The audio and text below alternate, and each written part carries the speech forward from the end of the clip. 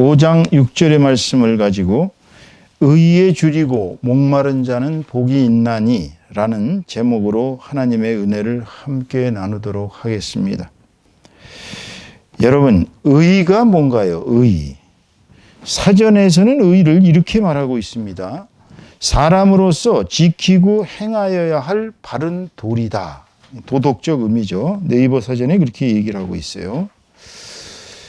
유교 성리학에서는 인간의 본성은 선한데, 원래 아주 순선하다, 완전히 선한데 그 본성이 네 가지가 있다는 거예요. 그게 바로 인, 의, 예, 지라고 합니다. 인은 어질인자, 즉 사람이 어질고, 의, 그 다음에 예가 있고, 지는 이제 시비를 판별할 수 있는 능력이 있는 이 인의 예지를 인의 예지를 본성이라고 하는데 그 중에 하나가 의라는 거예요. 그런데 사람은 이 의로부터 수치심, 부끄러움, 그 다음에 이제 싫어하는 감정을 알 수가 있다는 것입니다. 그래서 이제 의는 인간의 본성의 하나라는 것입니다. 그럼 성경에서는 뭐라고 의를 정의하고 있는가 보겠습니다. 지금 이 성경에 나와 있는 여기에 말하는 의에 줄이고 할 때 의는 그리스어로 디카이오 수넨이라고 읽습니다. 디카이오 수넨. 이 말은 고결, 덕, 영어로 말하면 이제 virtue죠. 삶의 순수성, purity. 그 다음에 이제 강직함. 사람이 이제 아주 강직한 거예요. 그 다음에 이제 생각이나 느낌이나 행동이 올바르다는 거예요. 이게 이제 그리스어에서 말하는 디카이오 수넨, 의의 뜻입니다. 그렇다면 오늘 우리 주님 예수님께서 말씀하시는 의는 여기서 무슨 뜻일까요?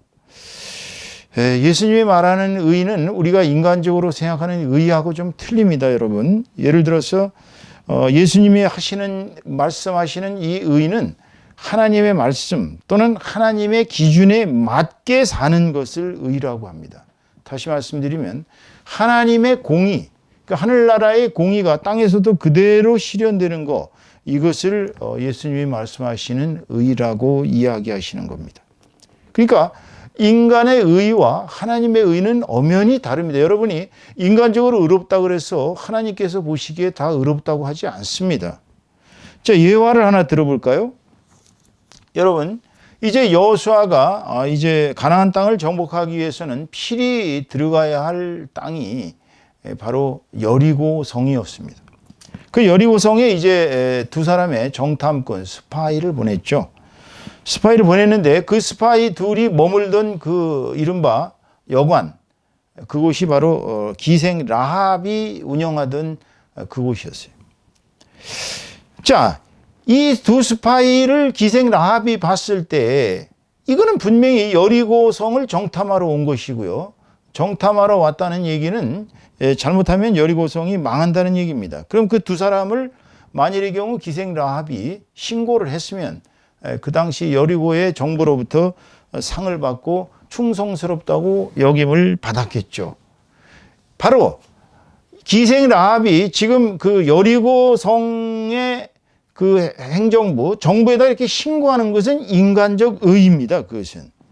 그건 왜 그러냐면 만약에 여리고성의 그 군사 당국자들이 이 사실을 알아가지고 두 사람의 정탐꾼을 붙잡고 이스라엘에 대한 모든 정보를 고문해서 끄집어내가지고 이스라엘 사람들을 엄청 많이 괴롭힐 수가 있었던 것이죠. 하지만 라합은 하나님에 대한 소문을 이미 들어서 알고 있었습니다. 홍해를 가르시고 이스라엘 백성들이 200만이나 되는 사람이 광야에서 40년 동안을 훈련을 거쳐서 이제 여리고성에 쳐들어오고 있다는 것을 기생 라합은 알고 있었어요. 결국은 하나님께서 하시는 일은 엄청난 일이기 때문에 기생 라합은 하나님의 의를 쫓았습니다. 즉 하나님 나라의 스파이들을 신고하지 않고 숨겨주었어요. 그래서 여리고성에서 관리들이 나와서 그 두 사람을 붙잡으러 왔을 때도 아주 교묘하게 숨겨서 그 두 사람을 이제 무사히 보냅니다. 보내면서 하는 얘기가 너희들이 여리고성을 정복했을 때 나와 내 가족들은 전부 살려주라 라고 간청을 하죠. 그러자 그들이 얘기를 합니다. 너희들 집에 벽에다가 빨간 줄을 반드시 매달아서 그것이 거기서부터 한 발자국도 나오지 말아라. 그러면은 너와 너희 가족들 모두는 살려주겠다.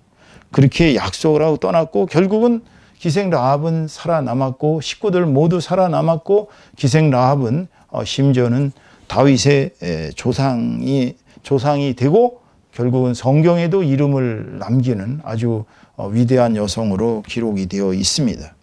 여기서 바로 기생이 취한 하나님 나라를 택할 것인가 인간적인 나라를 택할 것인가 했을 때 하나님 나라를 택하는 것이 하나님 보시기에 맞는 기준이에요. 그것이 의입니다.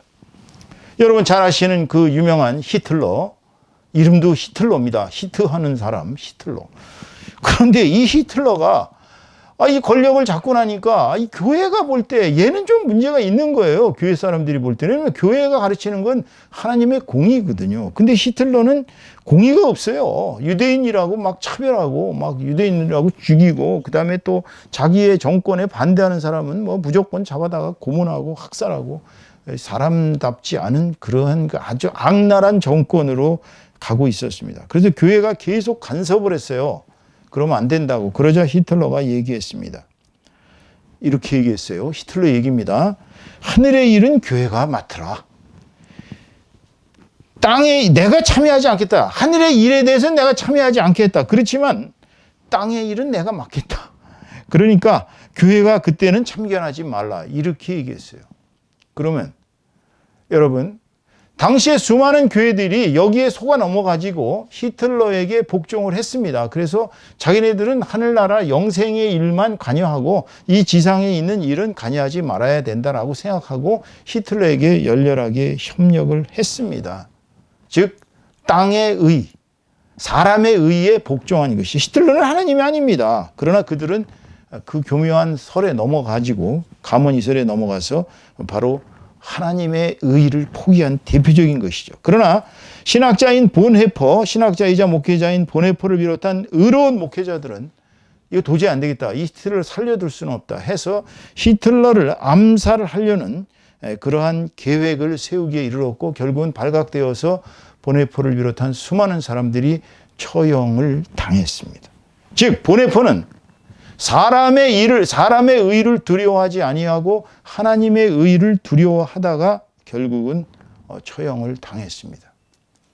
뭐 그 사람들만 그런 건 아닙니다. 우리나라에서도 일제 때 안중근 의사 예를 들어볼까요? 안중근 의사 이토 히로부미를 육혈포로 암살한 그것은 인간적인 의가 아닙니다. 인간적인 의로 보면 살인이에요. 그거는 거기다가 그 당시 가톨릭 그 대주교인 그 사람 이름을 제가 베델인가 뭔가 하는 양반인데 이 양반이 그 소식을 딱 듣자마자 안중근을 욕했다는 거 아닙니까?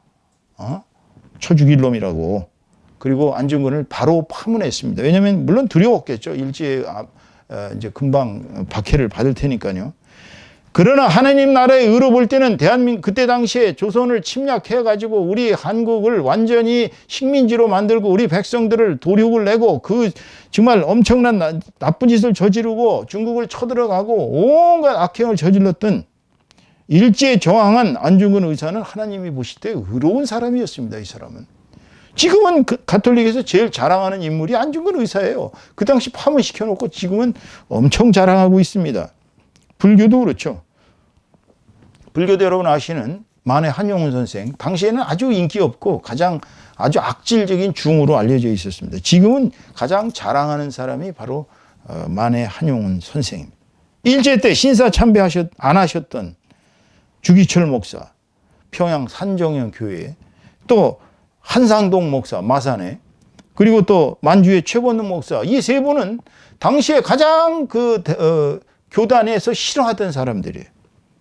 그 사람들은 아니 뭐 신사 참배가 무슨 뭐 하나님의 거역하는 것도 아니고 그냥 아침에 일어나서 일본의 그 왕궁을 향해서 일본 천조 대신이지 태양신 모시갱이한테 그냥 뭐 절 좀 한다고 그게 무슨 뭐 우상 숭배냐라고 자기 합리화를 했어요. 그러나 이 세 분은 성경에 우상 숭배하지 말라는 하나님의 명령에 절대 복종하면서 이분들은 하나님의 의를 쫓다가 세 분 다 순교하셨습니다. 물론 이제 한상동 목사님은 감옥에 가셨다 나중에 풀려나셔갖고 지금의 고신 교단을 개설하셨죠. 자, 지금 말씀드린 이런 분들이 바로 사람의 의를 추종한 것이 아니라 하나님의 의를 추종한 분들입니다. 자, 그렇다면 두 번째로 이제 의에 줄이고 목마른 자는 누구일까요? 사실 제가 이거를 그리스 원문을 주석을 잘 해봤습니다. 그랬더니 여기서 말하는 이 한글 번역은 좀 유연하게 했어요. 아주 번역을 잘했어요. 그러나 사실상 그리스 원문을 주해해 보면 이것은 의를 갈망하며 고통당하는 자들이 맞습니다. 그러니까 의를 갈망하고 그것 때문에 고통당하는 자들, 이런 뜻이에요. 즉 여기서 말하는 의에 줄이고 목마른 자라는 의미는 의를 갈망하며 고통당하는 자들이란 뜻인데요. 이것은 바로 하나님 나라의 공의가 이 땅에 강물처럼 흐르는 그런 세상이 도래하기를 갈망하면서, 지금 현실은 그렇지 못하거든요. 현실은 부조리와 불합리와 인간이 살아가기에, 하나님이 보시기에 너무 악한 그러한 세대 속에서 자신의 무능, 내가 이 세상에서 무엇을 할 수 있는가, 자신의 무능과 그 부족함에 대해서 절망하면서 고통당하는, 심적으로 영적으로 고통당하는 그런 분들이 바로 의에 줄이고 목마른 자, 즉 의를 갈망하며 고통당하는 자들이었던 것입니다.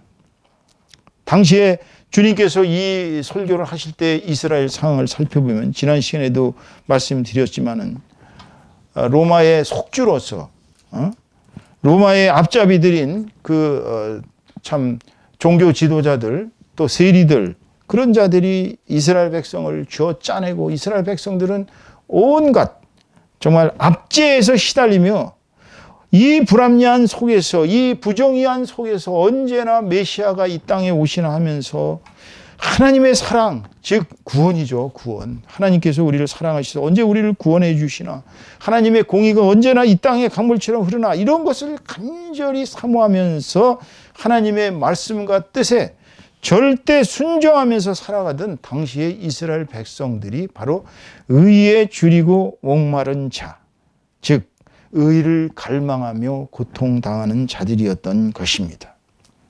오늘날의 현실을 살펴봅시다. 오늘날의 의인들이 잘 보입니까, 여러분? 사실 오늘날은 의인들이 잘 안 보입니다. 의인이라고 얘기하면 좀 약간 덜 떨어진 사람들, 좀 모자른 사람들이라고 봅니다. 왜냐하면 얼마 전 보도된 뉴스를 보니까 미국의 한 열차 안에서 한 강력한 남성이 한 여성을 성폭행을 하고 있는데도 아무도 그를 말리지 않았다고 합니다. 우리나라는 비슷합니다. 70대 할머니가 10대들에게 마구잡이로 폭행을 당하는데도 그냥 다들 보고 지나갔다는 거 아닙니까? 이게 의의가 없는 세상의 예예요. LG에서 참 의인상을 제정해가지고 거의 1억씩 그렇게 의인들에게 상금을 지급하는 것을 가끔 뉴스에 봅니다. 정말 그런 사람들의 행동을 보면 저 자신이 너무 존경스럽고 참 감사합니다. 그런 의인이 아직도 이 땅에 살아있다는 것. 그러나 오늘날의 현실 속에서 우리는 의에 줄이고 목마른 자가 되어야 되는 이유는 하나님의 정의, 하나님 나라가 이 땅에서 지금 벌써 그리스도인들이 우리나라에 1200만이라고 공식적으로 그렇게 발표하고 있지만 실질적으로는 많이 줄었습니다. 그렇지만 하나님의 정의가 이 땅에 과연 그렇게 강물처럼 흐르는 세상이 되었는가? 이 수많은 의인들, 세상의 빛과 소금이 되라고 예수께서 우리에게 말씀하셨는데, 예수님의 말씀과 예수님의 가르침을 따르지 않고 우리는 과연 정말 의로운 사람으로 살고 있는가? 우리 크리스찬들이 과연 여기서 주님이 얘기하시는 너는 의에 줄이고 목마른 자냐? 너는 정말 의를 갈망하며 고통당하는 그런 자냐? 네가 과연 나의 복을 받을 만한 자냐? 과연 그렇게 질문을 하셨을 때 우리가 얼마나 많은 사람들이 거기에 호응을 할 수 있을지 의문스럽습니다. 이 설교를 하는 본 목사 자신도 과연 네가 과연 의로운 자냐라고 주님께서 얘기하셨을 때 주님 저는 의로운 자입니다 라고 과감하게 대답할 자신이 없습니다.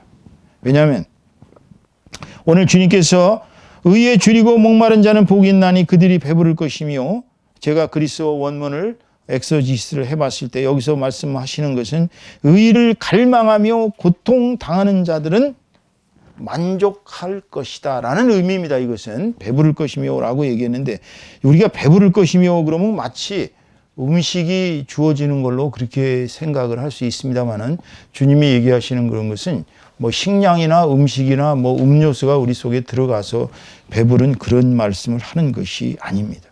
여기서 배부를 것이며는 만족할 것이며가 그리스 원문의 뜻입니다. 어떤 자들이 그런 자들일까요? 바로 예수 그리스도가 그 땅에 출현하셨을 때, 이스라엘에 출현하셨을 때 바로 이분이야말로 우리의 메시아구나, 이분이야말로 우리를 이끌어 가실 왕이구나 라고 그대로 받아들이고, 정말 당시에 가장 천했던 사람들, 뭐 죄인, 세리, 창녀, 뭐 각색병 걸린 문둥이들, 뭐 심지어는 뭐 맹인들, 뭐 귀머거리들, 하여튼 오만 가지의 이 세상에 가장 불우하고 힘없고 능력 없고 정말 믿을 거는 아무것도 없이 오직 예수 그리스도만을 다시 자신의 메시아로 고대하면서 기다렸던 그 수많은 사람들이 바로 말씀을 듣고 이분이 바로 우리의 메시아구나 하고 그분의 말씀을 받자마자 이제 사역에 동참을 했습니다. 왜냐하면 그들이 다니는 데마다 예수는 주, 예수는 메시아, 예수가 바로 우리의 구세주다라고 가는 데마다 떠들고 다니죠. 그게 사역이에요. 사실 사역이 제일 중요한 거는 여러분 한번 생각을 해보세요. 예수가 그리스도라는 것을 여러분 어디 가서 가족들한테 얘기하셨습니까? 혹시 김 집사님 어디 가족들한테 얘기하셨어요? 예수가 그리스도라고? 이번에 설날에 가시면 꼭 가족들에게 예수가 그리스도라는 사실을 전달하시기 바랍니다. 그것이 바로 사역입니다. 내 친구들한테 예수 안 믿는 사람들 제 주변에 버글버글해요. 저는 그렇게 많은 줄 몰랐어요. 예를 들어 갖고 1200만이면 인구의 한 4분의 1을 우리가 예수 그리스도의 제자이고 나머지는 아니라고 봐야 되는데 10명 만나봤는데 10명 중에 예수 그리스도의 제자가 한 명도 없더라니까. 그럼 이거는 우리가 지금 그리스도인들이 사역을 잘못한 것입니다. 여러분, 우리가 예수님을 우리의 메시아로 받아들였습니다. 또 예수님께서는 우리의 영생을 보장하고 계십니다. 예수를 믿으면 우리는 죽어도 죽지 아니하고 영원한 하늘나라에서 하나님의 품에서 하나님의 자녀, 아들, 딸이 되어가지고 거기서 정말 영원한 생을 누리는 너무나도 행복한 굶주림도 없고 그곳에는 아무런 불평도 불만도 슬픔도 아무런 고통도 없는 영원한 쾌락, 영원한 그 정말 영적인 그러한 낙원에서 우리가 살 수 있는 그런 보장을 받은 우리가 하나님의 자녀가 되었는데, 그런데도 우리가 예수님을 전하지 않고 다닌다면 바로 여러분들은 의롭지 못한 자예요. 여러분이 내 자신이 의롭다고 착각하지 마세요. 예수를 믿는다고 의로운 것이 아닙니다. 예수를 믿으면 바로 전해야 되는 것입니다.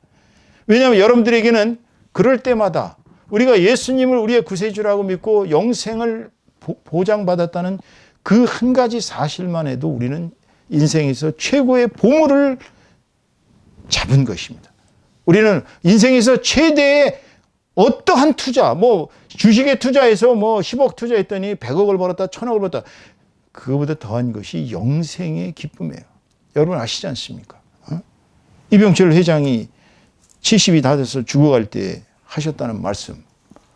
내가 청년의 그 젊음, 20대의 젊음을 다시 가질 수 있다면 내 재산을 전부 주어버려도 나는 아깝지 않을 것이라고. 그런 여러분들인데, 여러분이 그런 만족함을 바로 여기서 그들이 배부를 것이며 했을 때 그 배부름을 여러분들은 만족함, 예수 그리스도가 나의 주인이 되므로 하나님의 우리가 자녀가 되고 영생을 부여받은 데서 우리가 만족함을 얻었기 때문에 우리는 인생 최고의 보물을 찾았고 우리는 인생에서 최고로 승리한 자가 된 것입니다. 이긴 자가 된 것입니다. 오늘 설교의 결론을 맺습니다. 의롭게 삽시다. 첫째는 의롭게 삽시다. 말만 의롭게 사는 게 아닙니다, 여러분. 어떻게 의롭게 사는 거예요? 하나님 보시기에 아름다운 것이 의롭게 사는 것입니다. 하나님의 말씀과 하나님의 기준에 의해서 우리가 어떠한 상황에 부딪혔을 때 기준은 이 성경에 나와 있는 하나님의 말씀에 비춰봤을 때 그것이 맞는가. 인간을 만족시키는 것은 의가 아닙니다. 하나님께서 만족하시어 의가 되는 것입니다. 두 번째, 의롭게 살더라도 두 번째는 어떤 것입니까? 그러나 그 의는 예수 그리스도를 굳세게 믿어야 증명이 되는 것입니다, 여러분. 예수 그리스도를 믿지 않는 의는 의가 아니에요. 이것을 우리는 이신칭이라고 합니다. 이신. 한문으로 되어 있는데 신은 믿음 신자고 의는 뭐뭐 함으로써, 칭은 이렇게 칭할 칭, 의는 지금 말씀드린 의입니다. 그러니까 믿음으로써 의인이라고 칭해진다. 네가 예수 그리스도를 진짜 믿느냐? 너는 의인이다, 그거예요. 예수 그리스도를 믿으면 바로 여러분은 의인인 것입니다. 이게 두 번째입니다. 세 번째는 마태복음 6장 33절의 말씀을 드립니다. 마태복음 6장 33절에 이렇게 얘기하셨어요. 너희는 먼저 그의 나라와 그의 의를 구하라.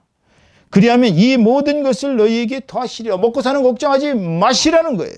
먼저 그의 나라와 그의 의를 구하라는 것은 여러분이 인생에서 살면서 하나님의 나라, 하나님의 의를 추구하면서 살아가는 것, 바로 그것이 여러분이 인생에서 성화 과정이라고 합니다. 성화 과정. 여러분이 하나님의 말씀을 전하고 하나님의 사역을 같이 감당하고 예수가 그리스도라는 것을 다니는 데마다 전하는 이런 것이 바로 여러분이 하나님의 나라와 그의 의를 확장하는 것입니다. 그렇다면 여러분은 바로 의인인 것입니다. 그리고 여러분들은 이제 성화되어서 여러분이 바로 이제 하나님 나라의 일꾼으로서, 하나님의 천병으로서 하나님의 나라를 이 땅에 실현하는 참된 의인이 되는 것입니다. 저와 여러분 다 이렇게 의롭게 살면서 예수 그리스도를 나의 구세주로 믿고, 그리고 하나님의 나라와 그의 의를 추구하면서 살아가는 저와 여러분 다 되시기를 주님의 이름으로 축원합니다. 축원합니다.